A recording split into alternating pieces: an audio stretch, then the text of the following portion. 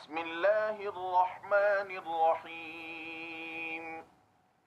يسبح لله ما في السماوات وما في الأرض الملك القدوس العزيز الحكيم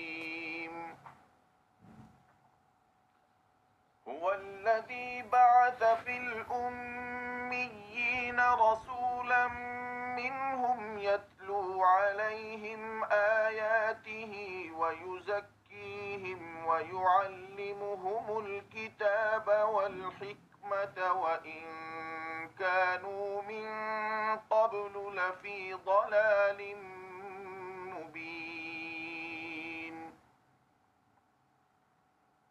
وآخرين منهم لما يلحقوا بهم وهو العزيز الحكيم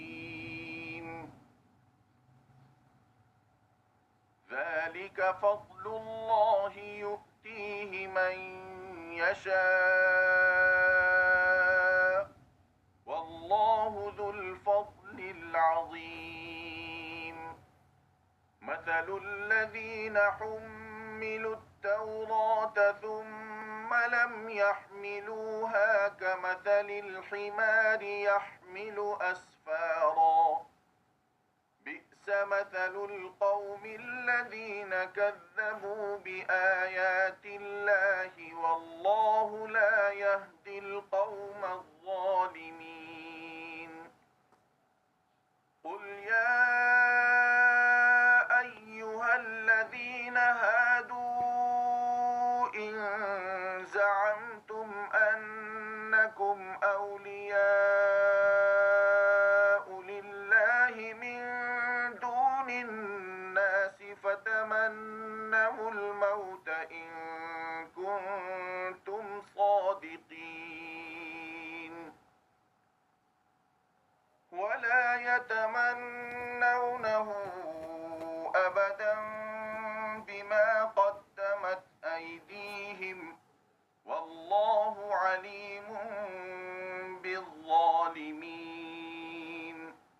قل إن الموت الذي تفرون منه فإنه ملاقيكم ثم تردون إلى عالم الغيب والشهادة فينبئكم بما كنتم تعملون يا أيها الذين آمنوا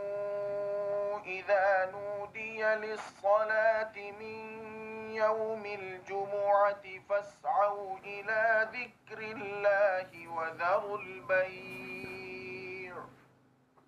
ذلكم خير لكم إن كنتم تعلمون فإذا قضيت الصلاة فانتشروا في الأرض وابتغوا من فضل الله واذكروا الله كثيرا لعلكم تفلحون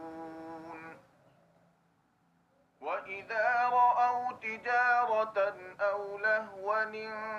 انفضوا إليها وتركوك قائما قل ما عند الله خير من اللهو ومن التجارة والله خير الرازقين